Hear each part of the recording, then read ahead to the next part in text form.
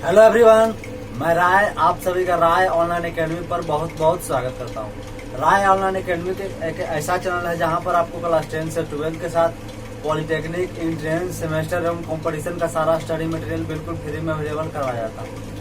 तो जैसा कि आज के क्लास में हम लोग हिस्ट्री में हड़प्पा काल को यानी कि स्टार्ट कर रहे हैं। यानी पिछले लेक्चर में पाषाण काल को स्टार्ट करके समाप्त हो गया है। यानी कि हम लोग को इतिहास में पढ़ना है के टॉपिक, प्राचीन भारत के इतिहास के प्राचीन इतिहास में हम लोग को पढ़ना है पहला पाषाण काल, दूसरा हड़प्पा काल, तीसरा उत्तर वैदिक काल, तीसरा रिंग वैदिक काल, चौथा उत्तर वैदिक काल, पांचवा महाजनपद, उसके बाद मौर्य काल, उसके बाद मौर्योत्तर काल, उसके बाद गुप्त काल, उसके बाद गुप्तोत्तर काल। यानी कुल 9 यूनिट हम लोग को पढ़ना है यानी कि प्राचीन भारत के इतिहास में। तो हम लोग का सेकंड यूनिट को स्टार्ट करेंगे। पहला यूनिट जो भी स्टूडेंट पहला यूनिट को नहीं देखा जाएगा, पहला यूनिट को देख लीजिए। उसमें आपका इतिहास क्या है, इतिहास का डेफिनेशन है, इतिहास कितने प्रकार का होता है। पाषाण काल को यानी फर्स्ट यूनिट को लेक्चर उसी में प्रोवाइड करा दिया गया है। यानी पहला यूनिट को उसी में इंक्लूड कर दिया टोटल वीडियो का। उसके बाद दूसरा हम लोग का यूनिट है हड़प्पा काल, यानी कि हड़प्पा काल। हड़प्पा काल जिस समय यानी कि हड़प्पा काल हमारे यानी कि भारत में, चूंकि उसमें पाकिस्तान भी भारत के साथ ही था, पाकिस्तान, बांग्लादेश। तो हड़प्पा के समय विश्व में भी सभ्यता चल रही होगी। यानी कि हड़प्पा के समय यानी पैरेलल विश्व में देखें, विश्व का प्राचीनतम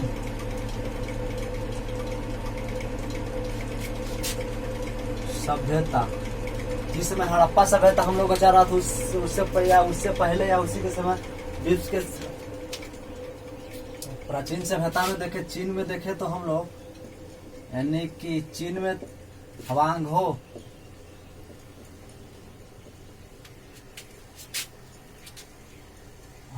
नदी के किनारे, हवांगहो नदी घाटी सभ्यता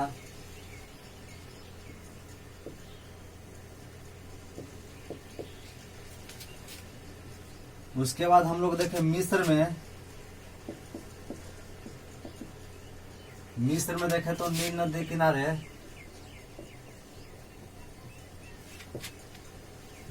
किनारे, मिस्र की सभ्यता।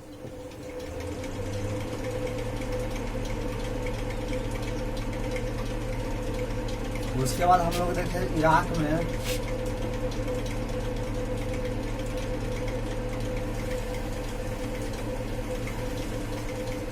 उसके बाद देखे यूनान में क्रीट की सभ्यता।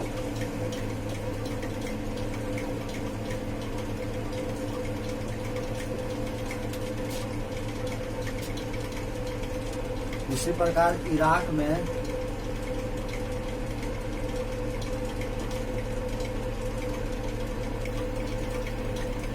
दजला और फरात नदी किनारे मेसोपोटामिया की सभ्यता।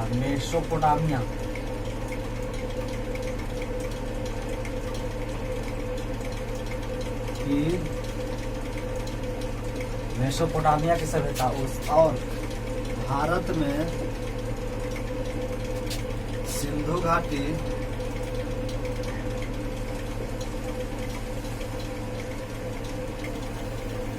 सभ्यता, इसी को कहते हैं हड़प्पा सभ्यता।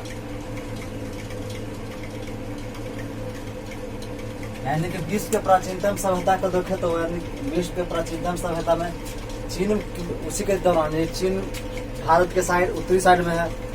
तो चीन में एक नदी हवांगहो नदी किनारे यानी हवांगहो नदी घाटी का प्रचलन था।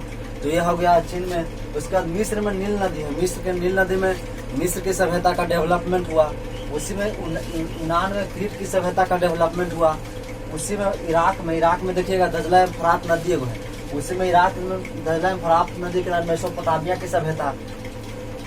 और भारत में सिंधु घाटी सभ्यता या इसी को हड़प्पा सभ्यता कहते हैं। तो सिंधु घाटी सभ्यता को हड़प्पा सभ्यता क्यों कहते हैं? आपका इस तमाम तरह के प्रश्नों का डिस्कशन हम लोग इसी क्लास में यानी हड़प्पा काल में हम लोग देखेंगे। तो चलिए आज हम लोग हड़प्पा काल को स्टार्ट करते हैं। तो ये लिख लीजिएगा, विश्व के हेडिंग देंगे, हेडिंग में दीजिए विश्व का प्राचीनतम सभ्यता। विश्व का प्राचीनतम सभ्यता, विश्व का प्राचीनतम सभ्यता। पहला में लिखिए चीन में हवांगहो नदी के किनारे, हवांगहो नदी घाटी सभ्यता, हवांगहो नदी घाटी सभ्यता। दूसरा में हेडिंग डैश देकर लिखिए मिस्र में नील नदी के किनारे मिस्र की सभ्यता। अगला में हेडिंग देकर डैश देकर लिखिए यूनान में क्रीट की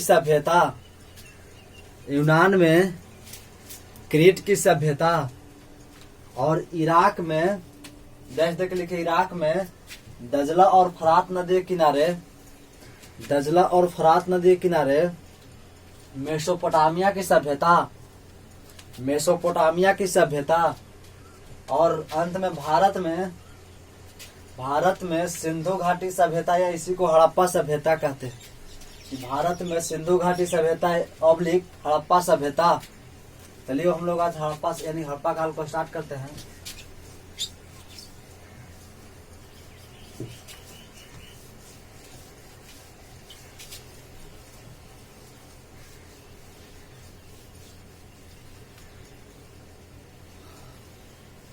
देखिए हड़प्पा काल को समझने के लिए अंग्रेज जब शासन कर रहा था तो अंग्रेज ने सोचा कि भारत के लोग बुद्धिजीवी नहीं है, यानी कि इनको हम अपनी सभ्यता के अनुसार इनको बोलेंगे यानी बताएंगे कि हाँ इसे सभ्यता हम लोग का सभ्यता अच्छा है, इस तरह का अपनाई है। तब इस तरह का सवाल है यानी कि 1918 में सर्वप्रथम 1826 ईस्वी में अंग्रेजों ने खुदाई करवाना यानी एक जगह खुदाई कराया। तो उनको पता चला कि हड़प्पा सभ्यता के बारे में पता चला यानी सिंधु घाटी सभ्यता के बारे में। तो उनको लगा कि अरे तो हम कहाँ से जाती, तो हम अभी बता रहे हैं कि ऐसा आपको सभ्यता यानी कि हम लोग के कल्चर को मानिए। ये लोगों का कई साल पुराना कल्चर है, तो ये हम लोग को बताना ठीक नहीं है। तो इन्होंने खुदाई करना रोक लगवा दिया, यानी कि भारत में खुदाई करना रोक लगा दिया ताकि इनको पता न चल सके, लोगों को यानी कि जनता को पता न लग सके कि हमारा सभ्यता एक बहुत प्राचीनतम सभ्यता थी जो बहुत अच्छा ही सभ्यता था। विश्व के प्राचीनतम सभ्यता में हम लोग को सभ्यता का नाम आता था। तो इसने हड़प्पा सभ्यता यानी कि अंग्रेजों ने खुदाई कराया, यानी कि सर्वप्रथम 1826 ईस्वी में हड़प्पा सभ्यता के बारे में जानकारी चार्ल्स मैसन ने दिया।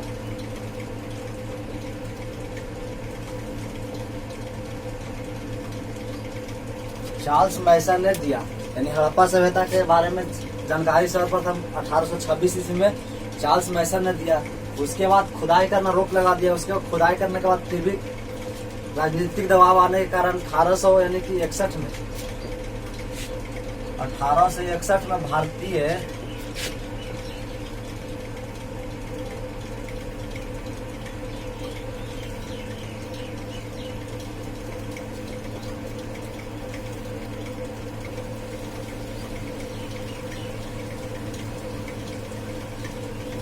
यानी 1861 ईस्वी में भारतीय पुरातत्व विभाग की स्थापना हुई जो खुदाई को देखभाल कर सके। यानी कि भारत में जो सभ्यता विकसित हो रही थी यानी कि हड़प्पा काल में, तो उसकी सभ्यता को देख यानी कि खुदाई करवाने के लिए एक 1861 ईस्वी में यानी कि 1861 ईस्वी में भारतीय पुरातत्व विभाग की स्थापना हुई। यानी भारतीय पुरातत्व विभाग, आपका प्रश्न पूछेगा भारतीय पुरातत्व विभाग की स्थापना कब हुई, तो बताइएगा 1861 ईस्वी में।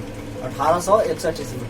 उसके बाद जब भारतीय पुरातत्व विभाग का स्थापना हुई उस दौरान इसके अध्यक्ष होंगे। तो चलिए इसके अध्यक्ष कौन थे उसको चलिए हम लोग आज देखते हैं। यानी भारतीय पुरातत्व विभाग की स्थापना कब हुई? 1826 ईस्वी में। जब इनकी 1861 ईस्वी में भारतीय पुरातत्व विभाग की स्थापना होती है, इसके अध्यक्ष कनिंघम साहब थे।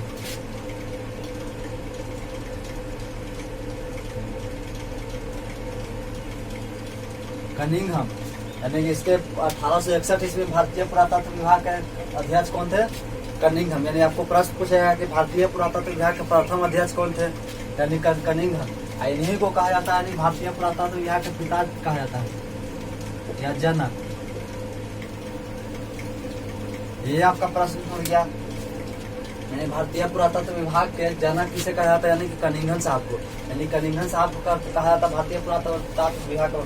उसके बाद 1921 ईस्वी में यानी कि भारतीय पुरातत्व विभाग के अध्यक्ष कौन बने?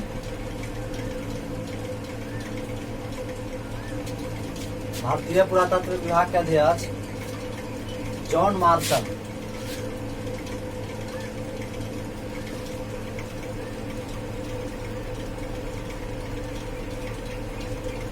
यानी जॉन मार्शल इसके यानी 1921 ईस्वी में अध्यक्ष कौन बने भारतीय पुरातत्व विभाग के? John Marshall. यानी जॉन मार्शल के नेतृत्व में द्वारा दयाराम साहनी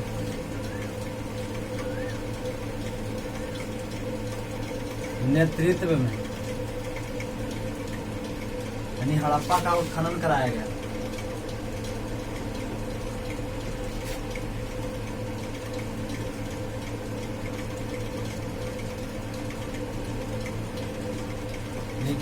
सर्वप्रथम हड़प्पा सभ्यता का उत्खनन यानी खोज कब कराया गया? तो 1921 ईस्वी में। इसके अध्यक्ष कौन थे? यानी भारतीय पुरातत्व विभाग के अध्यक्ष उस समय कौन थे? जॉन मार्शल साहब थे। इनके द्वारा यानी दयाराम साहनी के नेतृत्व में हड़प्पा का उत्खनन सर्वप्रथम करवाया गया। उसी में 1922 यानी 1 साल बाद भारतीय पुरातत्व विभाग के अध्यक्ष कौन थे? जॉन मार्शल साहब भी थे। जॉन मार्शल साहब के द्वारा राखल दास बनर्जी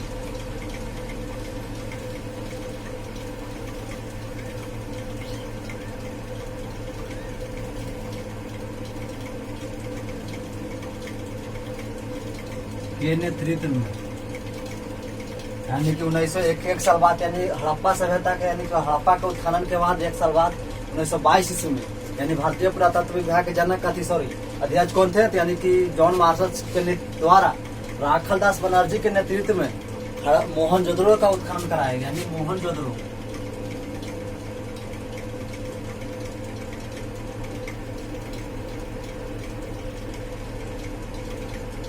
मोहनजोदड़ो का उत्खनन कब कराया गया? 1922 ईस्वी में।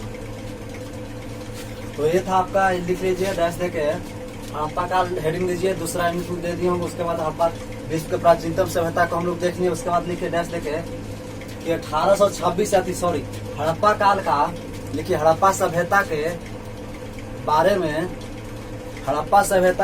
में सर्वप्रथम जानकारी चार्ल्स मैसन ने दिया।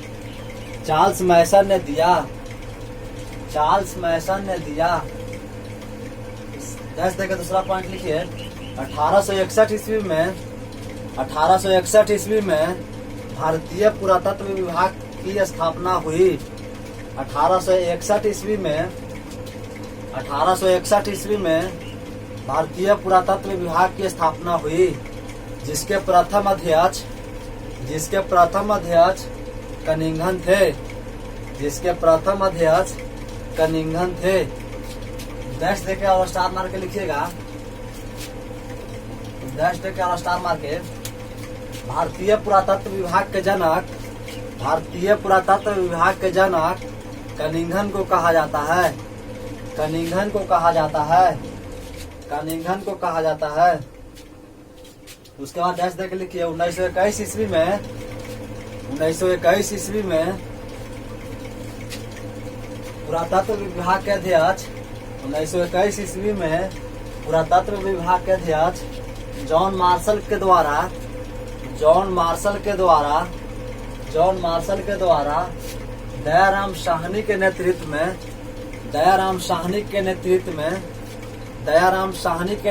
में दयाराम साहनी के नेतृत्व में सर्वप्रथम हड़प्पा का उत्खनन कराया गया। दूसरा में डैश देके लिखिए 1922 ईस्वी में भारतीय पुरातत्व विभाग के अध्यक्ष जॉन मार्शल के द्वारा यानी 1922 ईस्वी में भारतीय पुरातत्व विभाग के अध्यक्ष जॉन मार्शल के द्वारा राखलदास बनर्जी के नेतृत्व में सर्वप्रथम मोहनजोदड़ो का उत्खनन कराया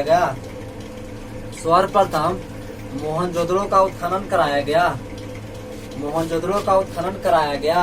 यानी कि हड़प्पा का कब खोज किया गया, यानी कि हड़प्पा का दयाराम साहनी ने किया।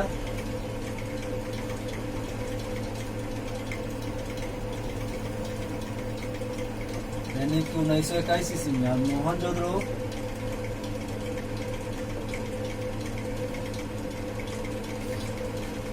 मोहनजोदड़ो राखलदास बनर्जी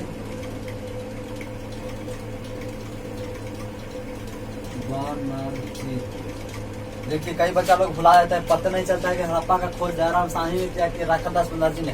तो याद रखिएगा हड़प्पा का खोज पहले हुआ, यानी हड़प्पा का सर्वप्रथम उत्खनन कराया गया, यानी सर्वप्रथम हड़प्पा का उत्खनन कराया गया है। यानी खोज यानी कि सर्वप्रथम हड़प्पा को 1921 ईस्वी में, उसके बाद 1922 ईस्वी में फोन करें 1922 ईस्वी में मोहनजोदड़ो का उत्खनन कराया गया। तो याद रखिएगा दोनों का अध्यक्ष कौन थे, जॉन मार्शल। यानी कि 1921 ईस्वी और 1922 ईस्वी में जब हड़प्पा और मोहनजोदड़ो का उत्खनन कराया गया था उसमें वर्तमान अध्यक्ष थे भारतीय पुरातत्व विभाग के जॉन मार्शल।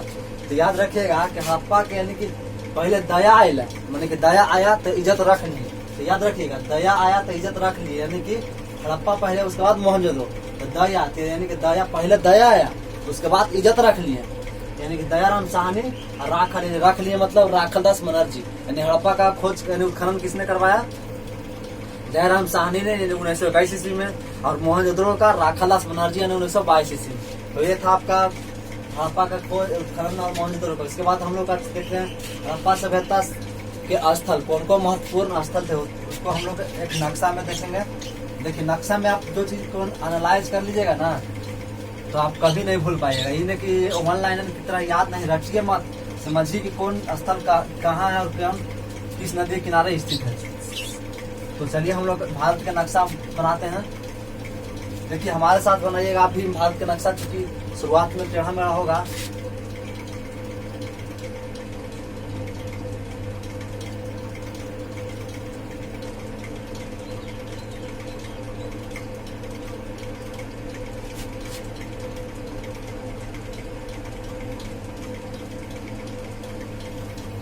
यहाँ तक आप बनाइए, इस तरह से लाइए, थोड़ा अंदर घुसाइए, उसके बाद सीधा कीजिए, उसके बाद ये इस तरह बनाइए। आप भी साथ साथ बनाइए, साथ साथ बनाने से आपको फायदा ये होगा कि आप अधिक से सीखिएगा, इन्हें कि छापिए नहीं, आराम से सीखने का प्रयास कीजिए। एक जब 10 बार 20 बार बना लीजिएगा ना तो अपने आप ही सुधार भारत का नक्शा अच्छा आपसे अच्छा कोई नहीं बना पाएगा। उसके बाद यहाँ से आप यह मिलाइए, ये मुंह हल्का घसा देना है, इसको इससे नीचे रखना है।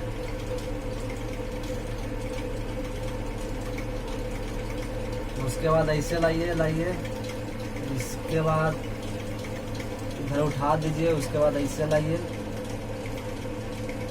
इसके बाद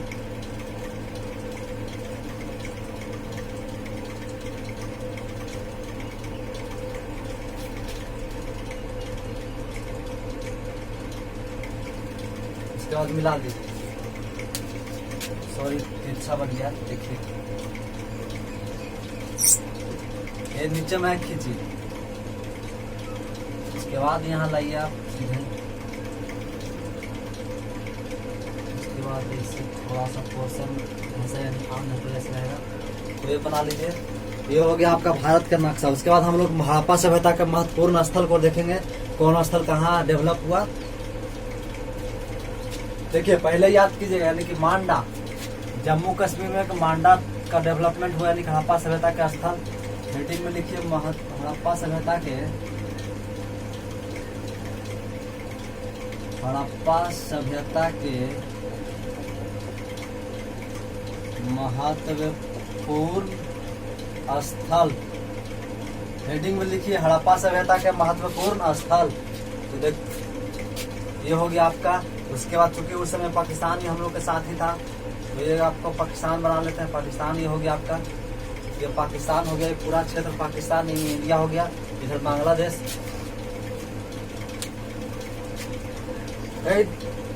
कई नालायक लोग सोचता है कि इंडिया और पाकिस्तान और बांग्लादेश एक था। सर कैसे हो सकता है, पाकिस्तान यहाँ और यहाँ। देखिए आप लोग समझते, एक एग्जाम्पल से समझिए। पाकिस्तान और बांग्लादेश जब हमारे देश का आजादी हुआ था 1947 में, तब पाकिस्तान के यानी अलग हुआ था, यानी कि 1947 में। तो देखिए आपका खेत समझते हैं, जब आप लोग घर का बंटवारा होता है तो देखिए कुछ पोर्शन यहाँ होता है आपका खेत, कुछ यहीं होता है, कुछ इस तरह से खेत, यानी खेत की आप मान लीजिए खेत आपका है, ये आपका खेत हुआ। तो आपके मान लीजिए चाचा 2 भाई हैं, तो यहाँ फसल अधिक होता है और यहाँ फसल अधिक होता है। क्योंकि पाकिस्तान वाला इस क्षेत्र मांगा, पाकिस्तान मांग रहा था कि हमको जम्मू कश्मीर पूरा दे दीजिए, जम्मू कश्मीर पूरा दे दीजिए, उसके बाद हम पूरा खुश रहेंगे। नहीं कि जब भारत के लोग कहेंगे नहीं, जम्मू कश्मीर में किसी हालत में हम नहीं देंगे। हाँ एक शर्त है, जम्मू कश्मीर के बदले, यानी कि जम्मू कश्मीर के बदले हम इसको देंगे, नहीं बांग्लादेश को, पूर्वी को देंगे, पूर्वी पाकिस्तान को देंगे, लेकिन यानी कि इसको देंगे, यानी कि ये हो गया बांग्लादेश पूरा पोर्शन। यानी हम जम्मू कश्मीर को नहीं दे सकते, लेकिन हाँ पाकिस्तान इसके बांग्लादेश को दे सकते हैं। तो ये हो गया बांग्लादेश। ऐसे आप नहीं समझते हैं। मान लीजिए आपको कहता है कि आपको एक खेत यहाँ मिल गया, आप मांग रहे हैं कि नहीं ये को हमारे सब खेतों ऐसे मिल जाए, नहीं ना होता है, सबको देख कर चलना पड़ रहा था। देखिए ये खेत आपको मान लीजिए पूरा इतना हिस्सा होना चाहिए, लेकिन आप कह रहे हैं कि हमको एक जमा खेतवा दे दीजिए, ये नहीं मिलेगा। लेकिन आपको ये देखे और साथ में आपको बोल देंगे परिवार वाले कि ना ये वाला खेत वाले लिहू तो अच्छे हो, यानी कि आप यानी कि ये मिला और ये मिला पाकिस्तान को। उसी प्रकार ये पाकिस्तान और ये पाकिस्तान को मिला, यानी कि पश्चिमी पाकिस्तान हो गया या पूर्वी पाकिस्तान। देखिए इसको बंटवारा का इंदिरा गांधी ने करवाया, यानी अलग कारण ये था, इनका जो पूर्वी पाकिस्तान और पश्चिमी पाकिस्तान के लोग थे, इनको आपस में भेदभाव बहुत अधिक था इन चरण सीमा पे। यानी कि पश्चिमी पाकिस्तान के लोग पूर्वी पाकिस्तान को देखना नहीं चाहते थे, यानी कि दबाव बनाया, प्रेशराइज करना चाहते थे खाली के शासन के पद्धति की ओर। यहाँ के लोग बहुत डेवलपमेंट थे और यहाँ के लोग डेवलपमेंट नहीं थे। तो इंदिरा गांधी की सरकार के दौरान इन्होंने बांग्लादेश के लोगों ने